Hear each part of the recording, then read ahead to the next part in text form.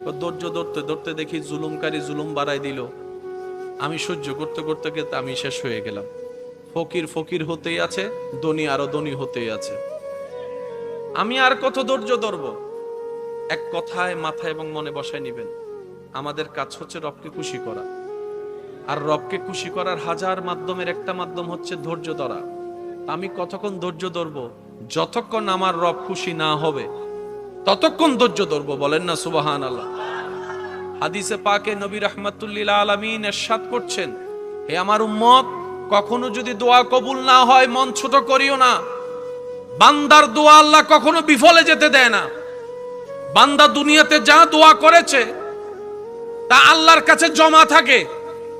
আল্লাহ যদি দুনিয়াতে সেটা রিটার্ন না করে, কবুল করে, হাসরের ময়দানে ওই করা দোয়ার বিনিময়ে আল্লাহ এমন নিয়ামত দান করবেন, বান্দা সেদিন নিয়ামত পেয়ে অবাক হয়ে যাবেন। সুবহানাল্লাহ। ধৈর্য ধরার নিয়ামত যদি সাধারণ মানুষ বুঝতে পারত।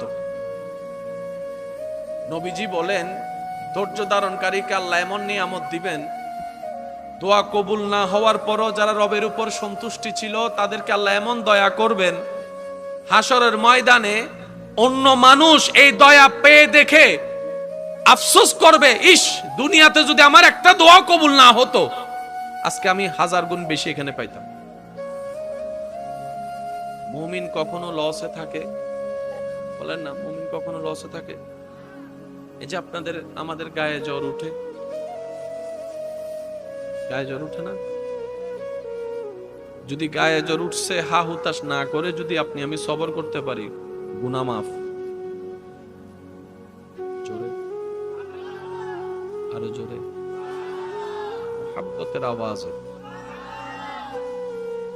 গায়ে জ্বর হলো গুনাহ মাফ, কাঁটা ফুটলেও গুনাহ মাফ, ব্যথা পাইলেও গুনাহ মাফ, পেট ব্যথা হইলেও গুনাহ মাফ, মাথা ব্যথা হইলেও গুনাহ মাফ।